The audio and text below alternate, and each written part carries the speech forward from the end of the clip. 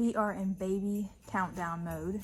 We have about a week until my due date, and we are just enjoying the Christmas season. And tonight we're gonna make gingerbread houses with the kids. I haven't really been showing any signs of labor, just carrying on, waddling about.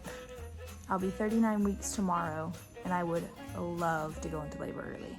That would be like a dream. I have a feeling this is going to be a very big baby, and I've said that for a while.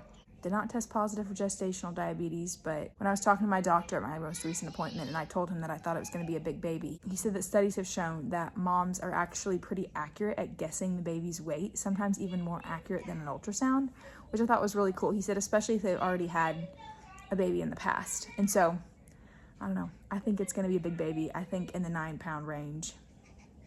We'll see. I have had some little spurts of Braxton Hicks contractions, but nothing that is the real deal. I can definitely tell the difference because for me, Braxton Hicks are felt mostly in the front of my belly. And when it's the real deal for me, I usually feel contractions mostly in my back. And so I haven't really felt any of those contractions yet. So just lots of Braxton contractions, practice contractions, whatever you want to call them. I feel like I'm getting to that point where every night when I haven't gone into labor, I'm like a little bit disappointed. And so I'm trying to just like put that aside, not think on it too much, not let it get me down. Like, it will happen when it's time, when the baby's good and ready. Trying to just put labor out of my mind and just focus on enjoying the Christmas season with the kiddos. More! You have a little icing on your face, Fern. How's it coming along? Look, Mom, they made a snowman. It's good, Henry.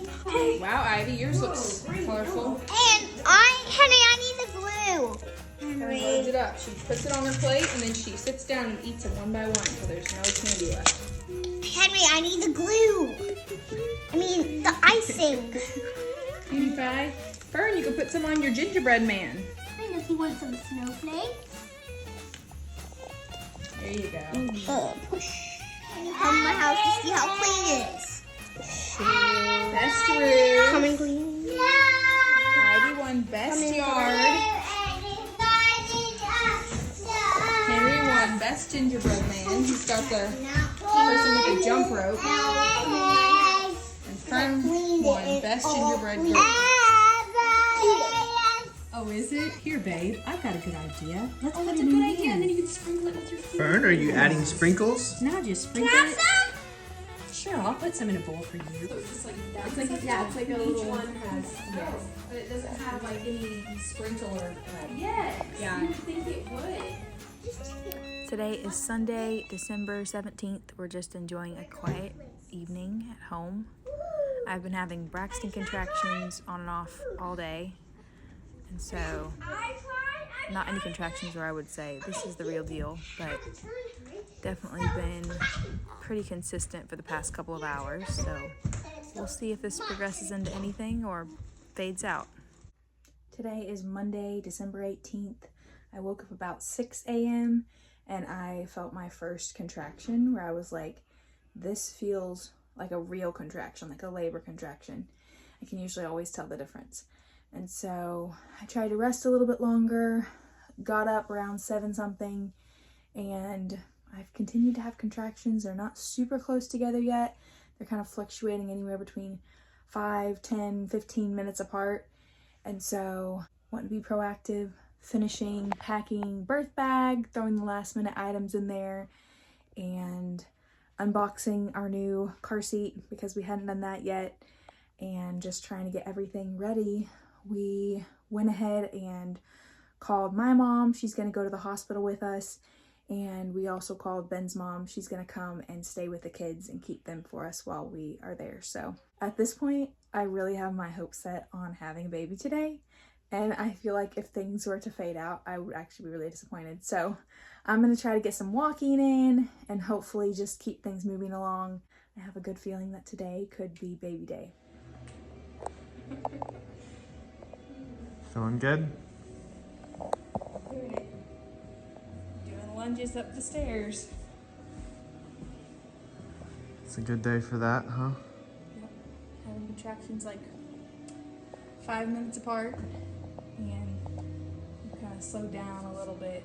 Anyway, I just want to make sure they keep up. So, trying to get a little cardio in.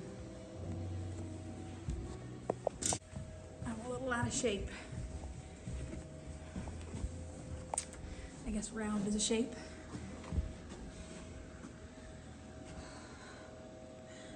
Oh, that nerve pain under my leg is like the worst. Today's Jordan's birthday, December 18th. She wanted a birthday buddy and she might get one.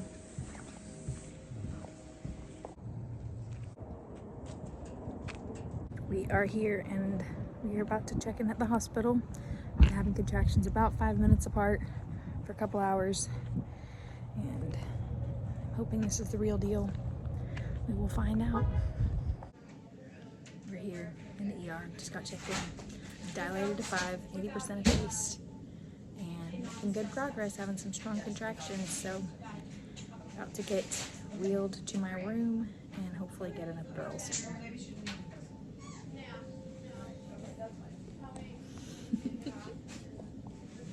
We're excited. Ready to meet this baby. So after laboring for about 12 hours, I was moved into my room and I was able to get an epidural shortly after that. And it worked great on one side and it was like sort of spotty on the other side. It wasn't a perfect take, but I would say like 80% better than it was before getting it. And we thought things were moving along just fine. But then when the doctor came in, he said the baby was still pretty high and was actually not in the most ideal position. The baby was posterior. And so I decided to have the epidural shut off.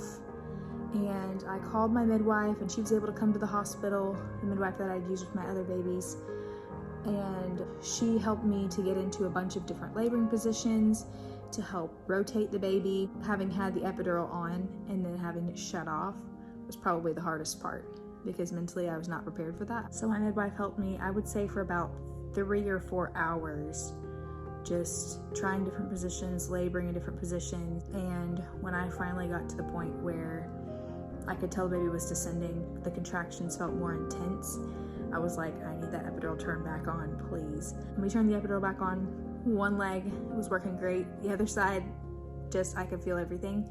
And so we ended up taking the epidural out, getting it replaced, and it did work the second time. By this point, it was around 2:30, and around 2:45, my water broke. And then I immediately felt a lot more pressure. Baby was definitely descending. I kept asking them, where's the doctor? They said, well, the doctor's sleeping. He'll come after you've been pushing for a little while. I guess when a woman who's had 4 kids says, where's the doctor? You probably better start running for him. I pushed once and I asked again. I was like, where's the doctor? And they're like, honey, he's gonna come whenever it's time. There wasn't time. I pushed one more time and the baby was out. Thank you, Jesus. Buddy.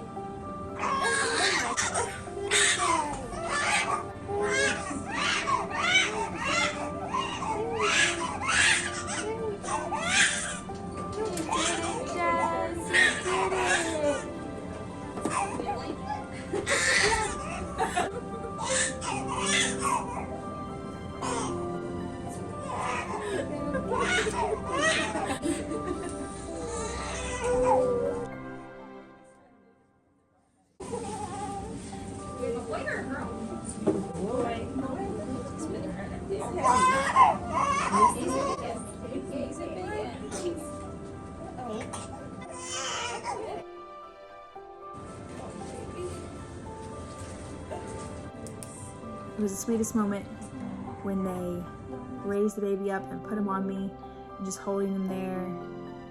I think there were just so many emotions in that moment, so many things you're processing. It's been a year since we lost our last baby and just a flood of emotions. And so such a special moment getting to welcome our little baby into this world. There we go. There we go. Here we go. Hey, go right ahead. 9:14. What? No. 8. What in the world? 9:14. What was Spurgeon? 9/11. Wow. Look at you. You win the prize. You win the